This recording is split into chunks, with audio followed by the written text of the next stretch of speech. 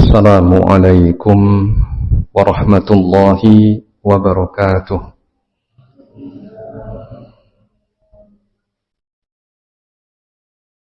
Alhamdulillahi rabbil alamin. Wa ashhadu an la ilaha illallah wahdahu la syarika lah.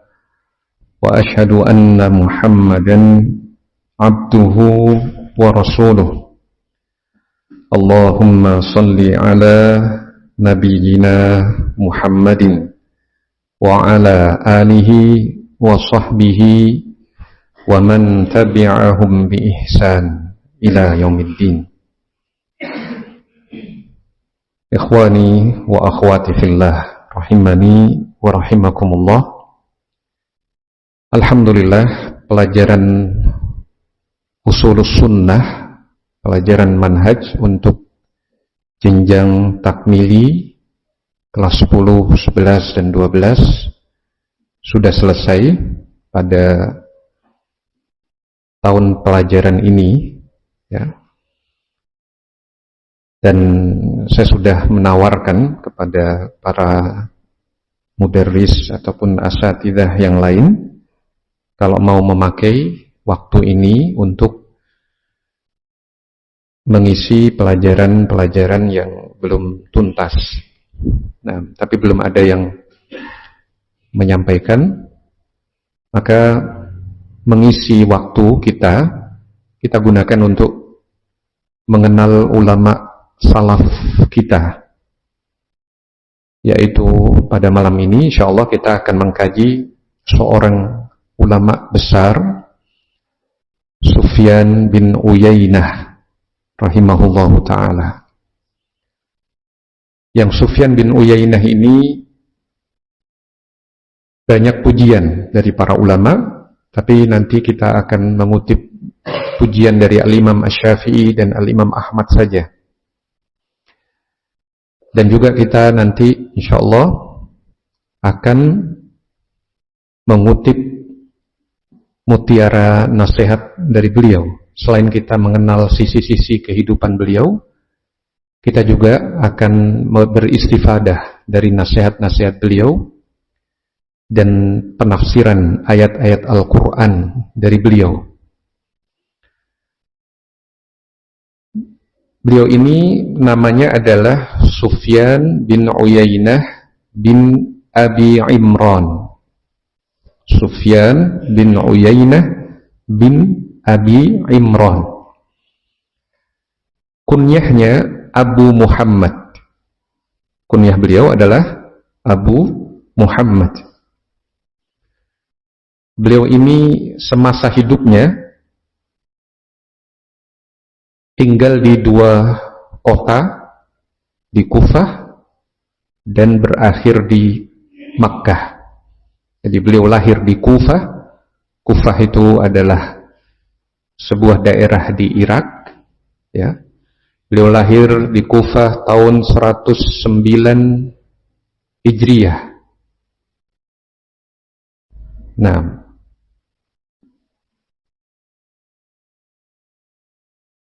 kemudian beliau wafat di Makkah tahun 198 Hijriah. Lahir di Kufah, wafatnya di Makkah. Dan biasanya yang kita hafal dari biografi ulama itu lebih fokus pada tahun wafatnya. Tahun wafatnya 198 Hijriah. Artinya beliau meninggal sebelum tahun 200 Hijriah. Di usia sekitar 91 tahun. Ya, 90-an tahun. Guru-guru beliau, ya, biasanya kalau kita belajar biografi, kita perlu tahu nama, kunyah, guru-gurunya, murid-muridnya, pujian ulama, tahun wafatnya. Nah, itu yang penting untuk kita pelajari dari figur ulama. Guru-guru beliau banyak, kita hanya sebutkan dua saja. yaitu Ibnu Syihab Az-Zuhri dan Amr bin Dinar. Ibnu Syihab Az-Zuhri dan Amr bin Dinar. Ini yang dari kalangan tabi'in. Nah, dan beliau dikenal sebagai ulama yang paling sahih riwayatnya jika itu berasal dari Amr bin Dinar. Dihikayatkan oleh Al-Humaydi bahwa Sufyan bin Uyainah menyatakan adraktu sab'an wa thamanina tabi'iyan. Aku pernah berjumpa dengan 87 tabi'in. 87 tabi'in. Saya pernah berjumpa dengan 87 tabi'in. Berarti guru-guru beliau itu tabi'in. Sehingga Sufyan bin Uyainah masuk kategori apa? Ulama dari generasi atba'ut tabi'in. Generasi yang ketiga dari ulama salaf. Nah,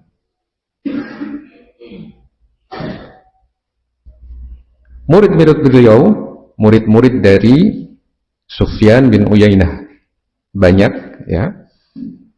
Di antaranya adalah Al-A'mash, Ibnu Jurayj, Syu'bah, Asy-Syafi'i, Ibnul Mubarak. Ibnu Mubarak kita pernah kaji dalam beberapa majelis, ya. Ahmad bin Hanbal, Ishaq bin Rahawayh, Waqi' dan masih banyak lagi. Di antara murid-murid beliau adalah Al-A'mash, Ibnu Jurayj, Syu'bah bin Al-Hajjaj, Al-Imam Asy-Syafi'i, Ibnul Mubarak, Al-Imam Ahmad bin Hanbal, Ishaq bin Rahawayh, salah satu guru dari Al-Imam Asy-Syafi'i, Al-Imam Al-Bukhari, Waqi' bin Al-Jarrah yang merupakan salah satu guru dari Al-Imam Asy-Syafi'i. Itu murid Sufyan bin Uyainah. Dan masih banyak lagi yang lainnya. Kalau kita ingin melihat ulama ini gurunya siapa, muridnya siapa, di antara referensi yang bagus adalah Tahdzibul Kamal karya Al-Mizzi. Itu yang cukup banyak menyebutkan ulama ini gurunya siapa, muridnya siapa. Nah, kemudian kita akan kutip sebagian pujian para ulama, Al-Imam Asy-Syafi'i dan Al-Imam Ahmad. Banyak yang memuji Al-Imam Sufyan bin Uyainah, ya, banyak yang memuji. Tapi kita hanya akan kutip pujian dari Al-Imam Asy-Syafi'i dan Al-Imam Ahmad bin Hanbal rahimahullahu ta'ala. Al-Imam Asy-Syafi'i rahimahullah menyatakan, laula Malik wa Sufyan la dhahaba ilmul Hijaz. Kalaulah bukan Malik dan Sufyan bin Uyainah maksudnya, niscaya ilmu Hijaz telah pergi, telah lenyap. Laula Malik wa Sufyan la dhahaba ilmul Hijaz. Kalaulah bukan Malik bin Anas di Madinah dan Sufyan bin Uyainah di Makkah, niscaya ilmu Hijaz telah pergi. Hijaz itu wilayah yang termasuk di dalamnya Madinah dan Makkah. Kalau bukan Malik dan Sufyan, maksudnya Sufyan bin Uyainah, niscaya ilmu di daerah Hijaz telah lenyap. Ini kata Al-Imam Asy-Syafi'i rahimahullahu ta'ala. Kemudian Al-Imam Asy-Syafi'i juga menyatakan, usulul ahkam nayyif wa 500 hadis, kulluha 'inda Malik illa 30 hadisan, wa kulluha 'inda Ibn Uyainah illa 6 ahadits. Dasar-dasar hukum atau hadis-hadis hukum, pondasinya itu pada 500 sekian hadis. Semuanya ada pada Al-Imam Malik kecuali 30 hadis. Dan semuanya ada pada Sufyan bin Uyainah kecuali 6 hadis. Jadi kata Al-Imam Syafi'i, pokok-pokok ilmu hukum, hukum halal dan haram, fikih, itu totalnya 500 sekian hadis. Dan semuanya itu ada pada Al-Imam Malik kecuali 30 hadis. Semuanya ada pada Sufyan bin Uyainah kecuali 6 hadis saja yang enggak ada di Sufyan bin Uyainah, yang tidak diriwayatkan oleh Sufyan bin Uyainah. Ini kata Al-Imam Asy-Syafi'i, diriwayatkan oleh Adz-Dzahabi dalam Syiar A'lamin Nubala. Dalam Syiar A'lamin Nubala itu biasa kita baca nukilan saja, tapi khusus ucapan ini riwayat dari Adz-Dzahabi sampai Al-Imam Asy-Syafi'i yang menyatakan bahwa hadis-hadis hukum pondasinya itu pada 500 sekian hadis. Semuanya ada pada Al-Imam Malik, diriwayatkan oleh Imam Malik kecuali 30 hadis. Ada pada Sufyan bin Uyainah semuanya kecuali 6 hadis saja. Nah, menunjukkan memang dua imam besar ini, Al-Imam Malik maupun Sufyan bin Uyainah, itu mayoritas hadis hukum beliau riwayatkan. Hadis-hadis tentang fikih, sholat, zakat, puasa, ya. Nah,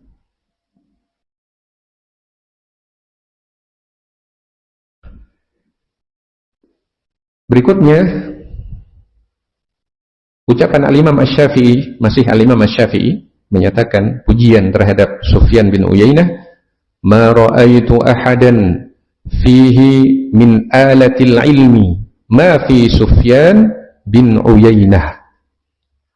Aku tidak pernah melihat seseorang yang memiliki perangkat keilmuan seperti yang ada pada Sufyan bin Uyainah.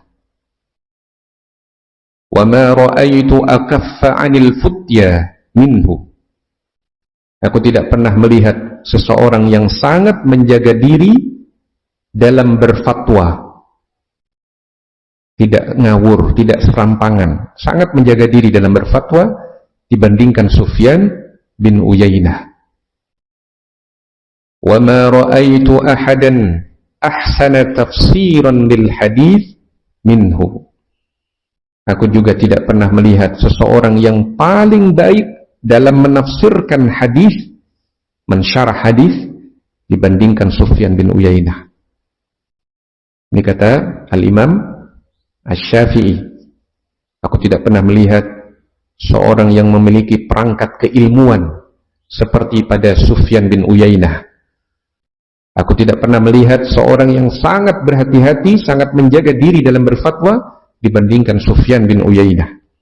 Aku tidak pernah melihat seseorang yang lebih baik dalam menafsirkan makna hadis dibandingkan Sufyan bin Uyainah. Nah, kemudian ucapan dari Al-Imam Ahmad bin Hanbal rahimahullah, pujian beliau terhadap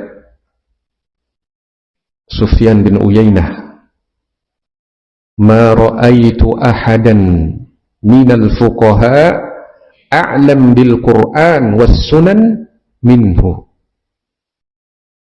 Ma ra'aitu ahadan minal fuqaha a'lam bil Qur'an was sunan minhu.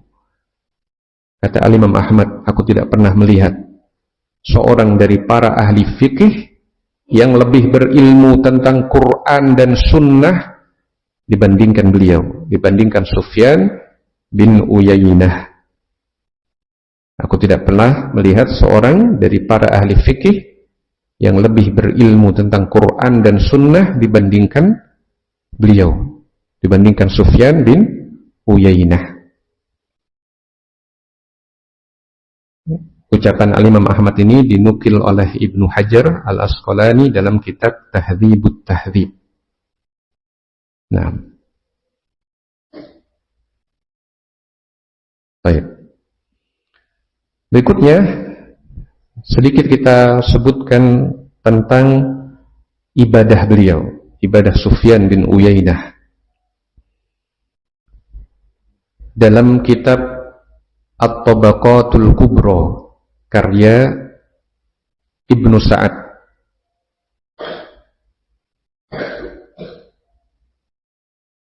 keponakan Sufyan bin Uyainah yang bernama Al-Hasan bin Imran bin Uyainah mengisahkan.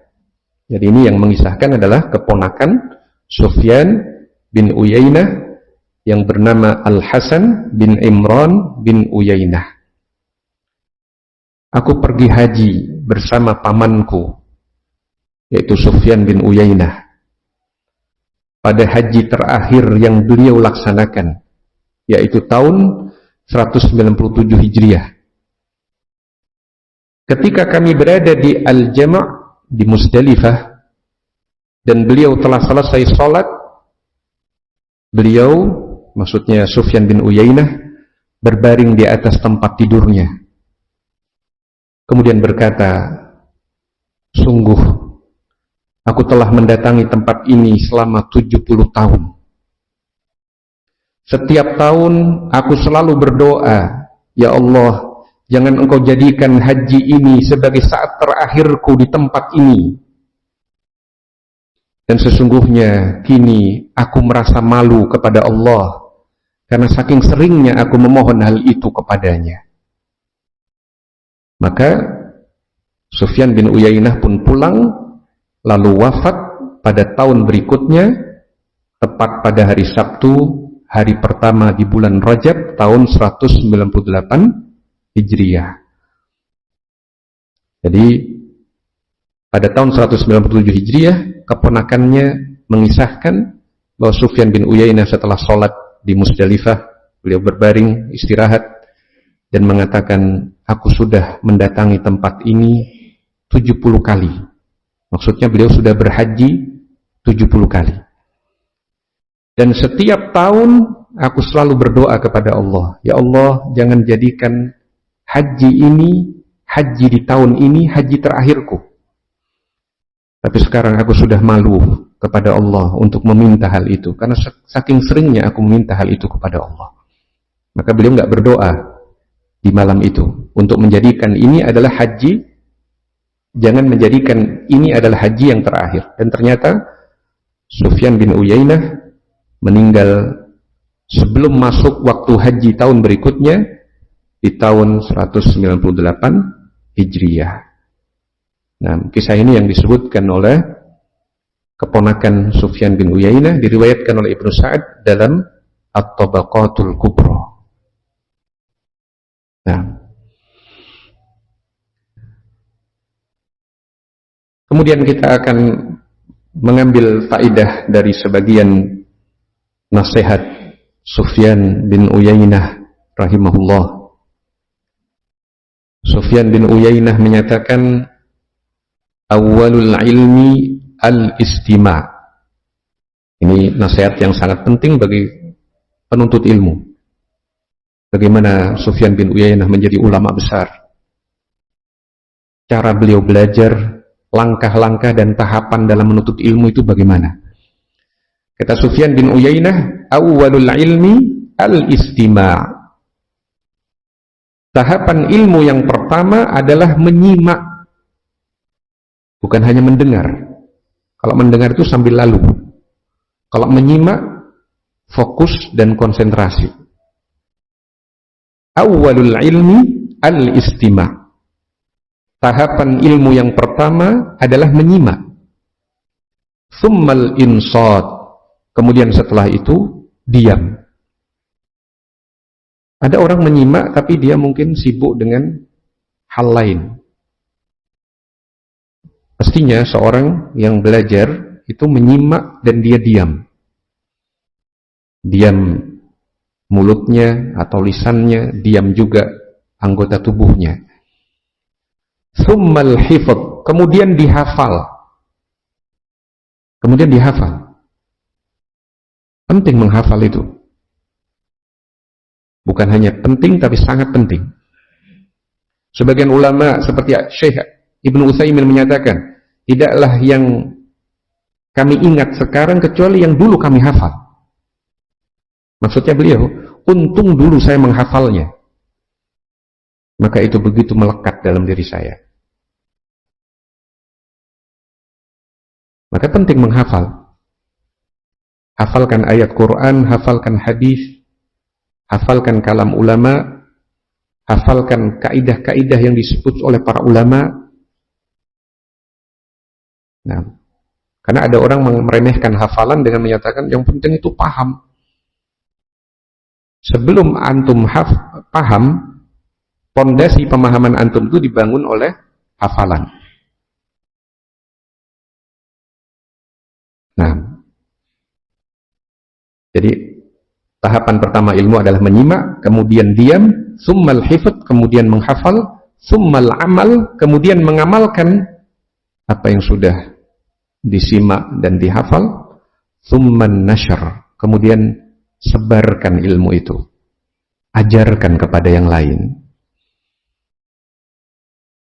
Ini tahapan ilmu yang disebut oleh Sufyan bin Uyainah. Tahapan ilmu yang pertama adalah menyimak, kemudian diam, kemudian menghafal, kemudian mengamalkan, kemudian menyebarkan ilmu. Ucapan Sufyan bin Uyainah ini diriwayatkan oleh Abu Nuaim dalam Hilyatul Auliya.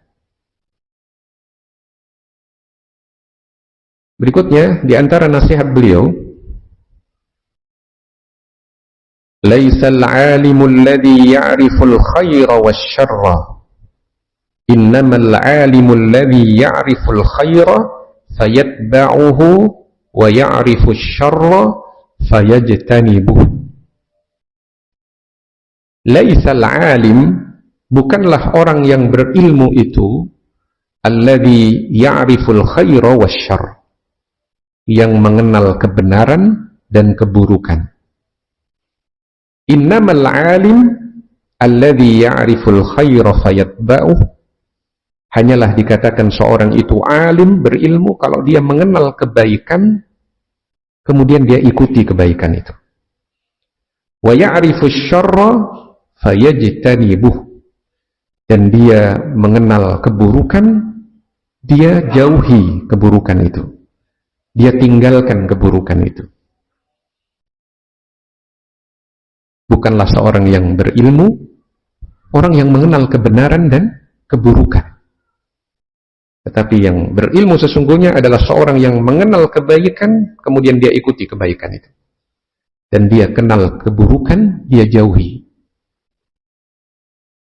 Maka kalau orang mengetahui kebaikan, dia jauhi, dan dia tahu keburukan dan dia lakukan, meskipun hafal sekian banyak hadis, dia orang bodoh. Dia bukan orang yang berilmu. Jadi orang yang berilmu itu adalah yang mengenal kebenaran, bukanlah orang yang berilmu itu orang yang mengenal kebenaran dan keburukan. Tapi yang dikatakan berilmu, yang mengetahui kebenaran, dia ikuti kebenaran itu. Dan yang mengetahui keburukan, dan dia jauhi. Nah, kemudian ucapan dari Sufyan bin Uyainah, nasihat juga dari beliau. Nah, berkaitan dengan kalau orang bermaksiat. Ada orang maksiatnya karena syahwat, masih bisa diharapkan taubat. Tapi kalau maksiatnya karena kiber, sombong, kita khawatir dia dapat laknat. Kata Sufyan bin Uyainah rahimahullah, man kanat ma'siyatuhu fi syahwah farjulahu taubah. Barang siapa yang kemaksiatannya berkaitan dengan hawa nafsu syahwat, harapkan taubat darinya. Nah, nafsu syahwat itu yang berkaitan dengan berlomba-lomba mencari harta dunia, menginginkan wanita, jabatan, popularitas, itu syahwat. Barang siapa yang maksiatnya karena syahwat, harapkan taubat darinya. Berharaplah semoga Allah menerima taubatnya. Fa inna Adam alaihi salam asa mustahiyan faghufira lahu. Karena Nabi Adam alaihi salam itu bermaksiat karena dorongan syahwat. Tapi kemudian beliau diampuni oleh Allah. Wa idza kanat ma'siyatuhu fi kibrin fakhsha 'ala sahibihi al-la'nah. Tetapi kalau maksiatnya itu karena kesombongan, khawatirkan laknat terhadap pelakunya. Fa inna iblisa 'asa mustakbiran falu'ina. Karena iblis itu maksiatnya disebabkan kesombongan. Gak mau nerima kebenaran. Sombong dia, merendahkan Nabi Adam. Menolak kebenaran dan merendahkan pihak lain. Maka iblis pun dilaknat. Man kanat maksiyatuhu fis syahwah farjulahu taubah. Barang siapa yang maksiatnya berkaitan dengan syahwat, harapkan taubat darinya. Fa inna Adam alaihi salam 'asa mustahiyan faghufira lah. Karena Nabi Adam alaihi salam bermaksiat didasarkan oleh syahwat, kemudian diampuni oleh Allah. Wa idza kanat ma'siyatuhu fi kibrin fakhsha 'ala sahibihi al-la'nah. Kalau maksiatnya itu karena kesombongan, khawatirkan laknat terhadap pelakunya. Fa inna iblisa 'asa mustakbiran falu'ina. Karena iblis itu bermaksiat didasari oleh kesombongan, sehingga dia dilaknat. Nah, ini juga diriwayatkan Abu Nuaim dalam Hilyatul Awliya dan Al-Baihaqi dalam Syu'abul Iman. Dalam Syu'abul Iman. Masih banyak sebenarnya nasihat-nasihat beliau yang indah, nasihat-nasihat dari Sufyan bin Uyainah. Tapi tadi saat menjelang maghrib, ya, hanya 3 ini yang berhasil saya kumpulkan dan saya cek lagi riwayatnya benar atau tidak. Nah, kemudian kita akan ambil sebagian penafsiran dari Sufyan bin Uyainah. Kita ambil contoh 2 saja. Karena kita sudah tahu ucapan dari Al-Imam Ahmad yang memuji Sufyan bin Uyainah sebagai seorang yang paling berilmu tentang Quran dan Sunnah.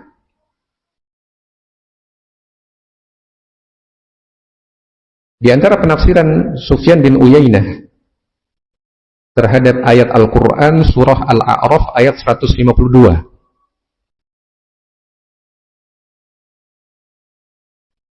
Ya, sebenarnya Al-A'raf ayat 152 ini kan berkaitan dengan orang Ahlul Kitab. Berkaitan dengan pengikutnya Nabi Musa, ya, yang menjadikan anak patung mereka sembah. Ya.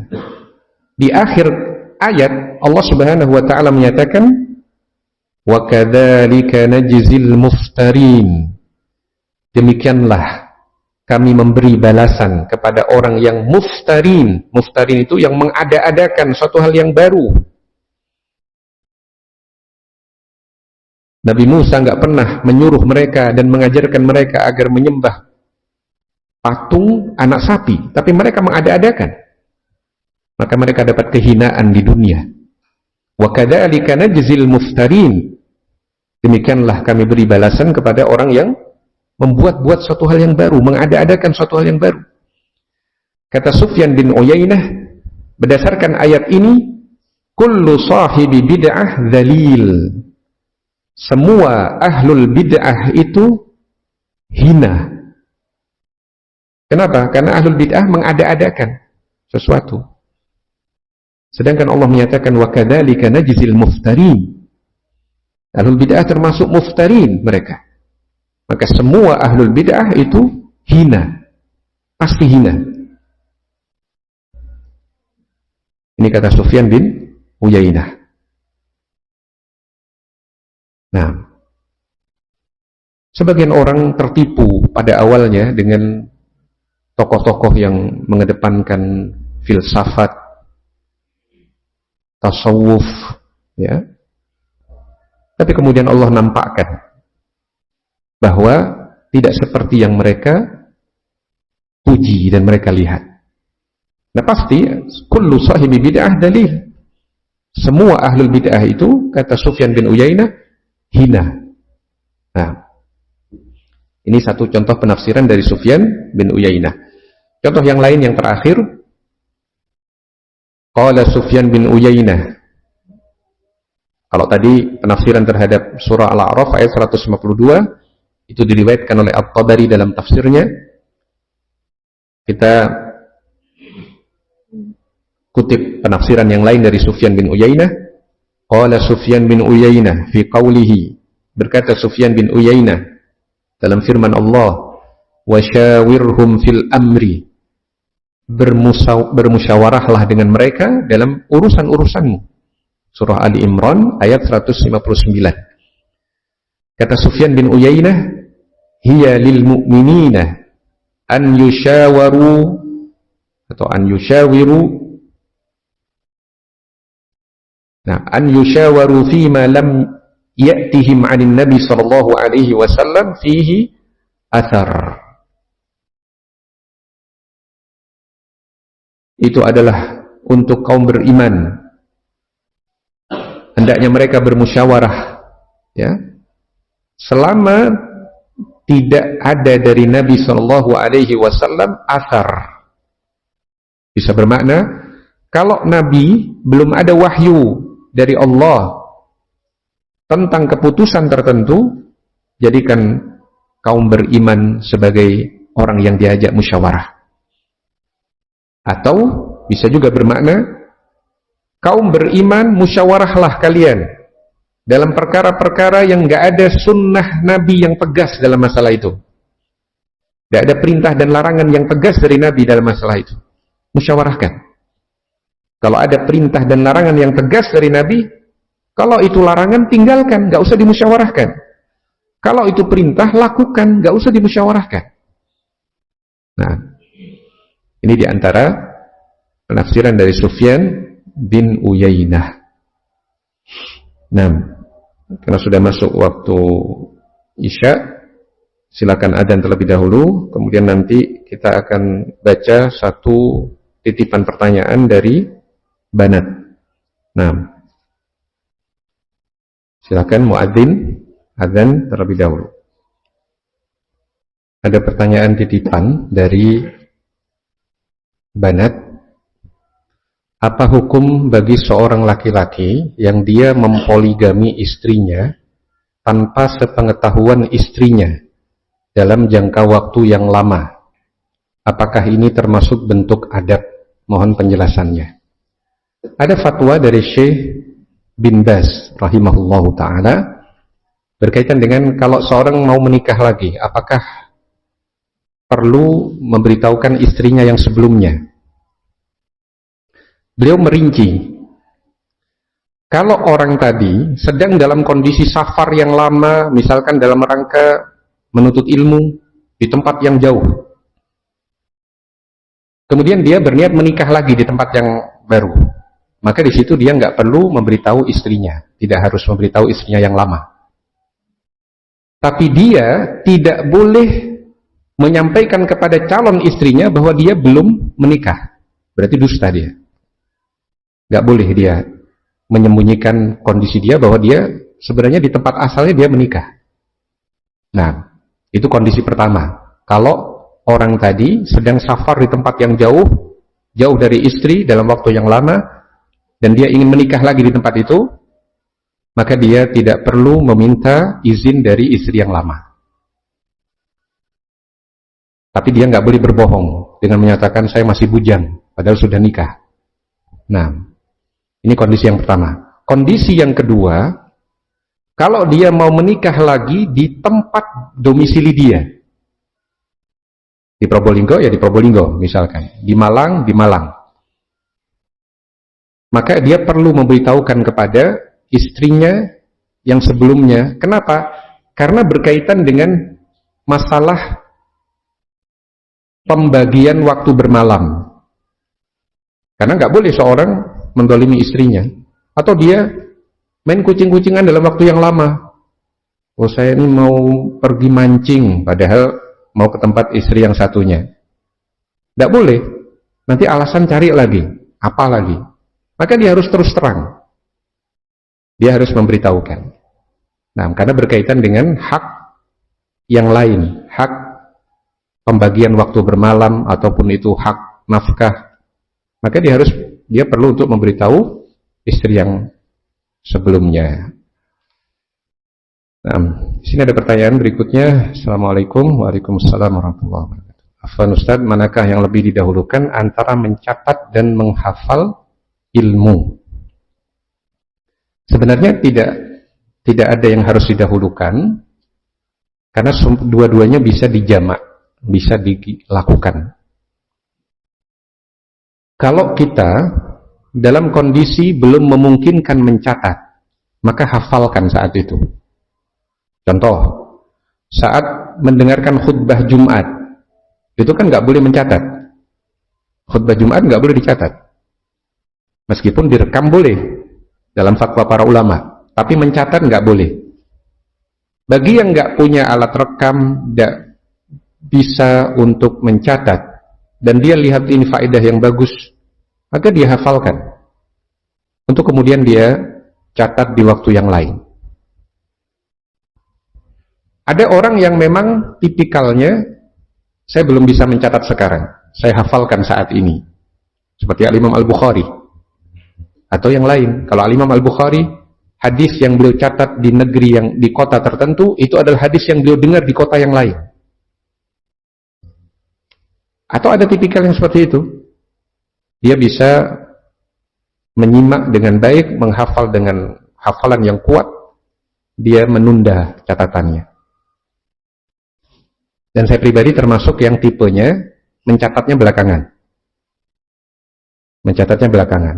Mungkin saya ambil catatan-catatan poin-poin penting, kata-kata kunci, yang itu nanti akan dirujuk pada referensi yang lebih kuat untuk mentahqiq apa yang sudah diterima.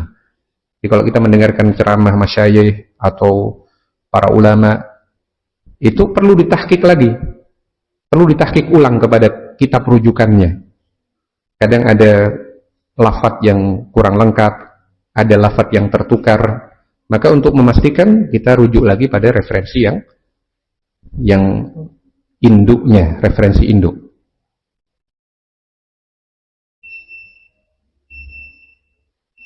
Ustaz, bagaimana jika ada seseorang yang dia melakukan syirik akbar tanpa dia sadari, kemudian setelah itu dia sadar atas perbuatannya, apakah dia masih ada peluang taubat?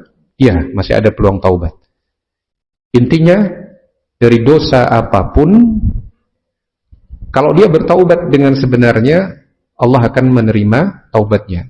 Itulah makna firman Allah, innallaha yaghfirudz dzunuba jami'an. Sesungguhnya Allah mengampuni seluruh dosa. Artinya seluruh dosa yang dia bertaubat darinya, itu pasti diampuni oleh Allah Subhanahu wa taala. Qul lil ladzina kafaru iyantahu yughfar lakum ma qad salaf, di ayat yang lain. Katakan kepada orang-orang kafir, kalau mereka berhenti dari kekafirannya, mereka akan diampuni dosa-dosa yang telah lalu. Ini kekafiran, kufur akbar. Ada orang pernah berdoa kepada penghuni kubur, itu syirik akbar. Berdoa kepada Rasulullah Shallallahu Alaihi Wasallam, meminta kepada Nabi, itu syirik akbar. Tapi kemudian dia baru mendapatkan ilmu penjelasan yang dilandasi hujjah secara hikmah, kemudian dia bertaubat, astagfirullah, saya telah salah selama ini, maka saya bertaubat kepada Allah dengan sebenarnya. Yang demikian ini akan diampuni dosanya oleh Allah Subhanahu wa ta'ala. Nah, ini mungkin yang bisa kita kaji malam ini. Kurang lebihnya saya mohon maaf. Subhanakallahumma wa bihamdika asyhadu an la ilaha illa anta astaghfiruka wa atubu ilaik. Wa sallallahu wa sallama ala nabiyyina Muhammadin wa ala alihi wa sahbihi ajmain. Wassalamu alaikum warahmatullahi wabarakatuh.